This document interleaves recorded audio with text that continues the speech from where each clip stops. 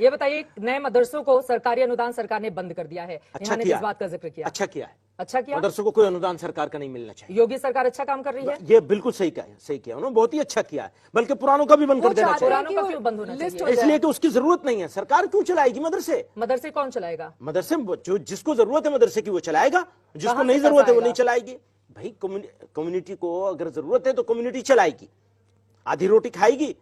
आप सरकार को सलाह दे रहे हैं कि पुराने मदरसों को भी पैसा जो दिया जा रहा है बिल्कुल बंद कर दिया जाए। मुझे जरूरत नहीं है, न मेरी कम्युनिटी को जरूरत है सरकार के पैसे की, मदरसा चलाने के लिए। अगर आपको पैसा देना है तो स्कूल क्यों नहीं बनाते आप मुस्लिम एरियाज में? उनको अपग्रेड क्यों नहीं करते हैं? उनके ऊपर काम क्यों नहीं करते हैं? टीचर्स की ट्रेनिंग क्यों नहीं करते हैं? एरियाज में क्यों बनाए जाए स्कूल? क्यों नहीं हर जगह बनाए जाए? सब जगह बनाने चाहिए। आप कह रहे हैं मुस्लिम एरिया में बनाए? नहीं, मदरसे के कॉन्टेक्स्ट में बात हो रही है, अदरवाइज मैं ये नहीं कह रहा हूं। लेकिन ये भी सच्चर कमेटी ने क्योंकि कहा है कि मुस्लिम एरियाज में प्राइमरी स्कूल्स और सेकेंडरी स्कूल्स नहीं है। बच्चियों के लिए मुस्लिम एरियाज में प्राइमरी स्कूल्स और क्यों पिछड़ रहा है इस देश का मुसलमान? इसलिए कि आप स्कूल नहीं बना रहे। क्यों रोजगार नहीं है, उसके पास शिक्षा नहीं है, क्यों आप स्कूल नहीं बना रहे और मदरसों को पैसा दे रहे हैं? कैसी नॉनसेंस की बात? बंद कर देना चाहिए। हाँ, बिल्कुल बंद कर देना चाहिए। मदरसों को पैसा देना सरकार को बंद कर देना चाहिए। कम्युनिटी खुद चलाएगी। भारत के मुसलमानों में कट्टरता बढ़ रही है, क्या ये चिंता की बात है? क्या इस्लामिक स्टेट की मानसिकता भारत के मुसलमानों में बढ़ रही है?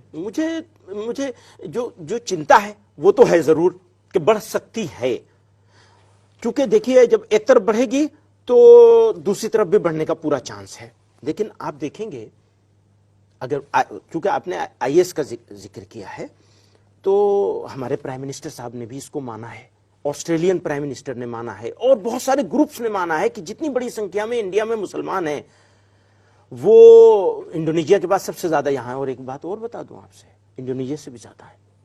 आपने तो बयान दिया है ना कि हिंदुस्तान में जो मुसलमान हैं वो दूसरे बहुसंख्यक हैं, तो अल्पसंख्यक का दर्जा छीन लेना चाहिए? नहीं, वो टेक्निकल बात है। टेक्निकल देखिए, मैं मुसलमान को माइनॉरिटीज्म से निकालना चाहता हूं, मैं मुसलमान को मायूसी से निकालना चाहता हूं, मैं मुसलमान को अलगावपन से निकालना चाहता हूं, मैं उनको होपलेस नहीं होने देना चाहता हूं।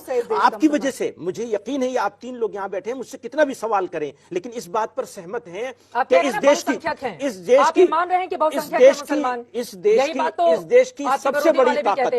देश की सबसे बड़ी ताकत इस देश का मुसलमान है। मैं ये चाहता हूं कि इस देश का मुसलमान इंस्पायर हो एपीजे कलाम साहब से। ये मुझे भी और आपको भी मानना पड़ेगा कि इस देश के लोगों ने जैसी मोहब्बत, एक मुसलमान मां के पेट से जन्म लिया था और वो मुसलमान थे, वो टेक्निकली भी मुसलमान थे, प्रैक्टिकली भी मुसलमान थे कलाम साहब, लेकिन देश के लोगों ने उनके साथ जैसी मोहब्बत का मामला किया वैसी मोहब्बत तो बहुत कम लोगों को इस देश में मिली है। इस बात का जिक्र मिलता है कि वो बचपन में अखबार बेचते थे, किसी और क्षेत्र में भी चले जाए, ठीक है, वो कलाम में, संस्कृति में सब जगह मिलती है। लेकिन क्योंकि कलाम साहब ने देश की सेवा की, गीता भी पढ़ते थे, वो जिक्र मिलता है किताबों में, देश की सेवा की है उन्होंने। चलिए एक और विवाद है, लाउड स्पीकर विवाद। शुरुआत महाराष्ट्र से हुई, उसके बाद बढ़ते बढ़ते अलग अलग प्रदेशों में, उत्तर प्रदेश में, कर्नाटक में, हर जगह ये विवाद फैल गया।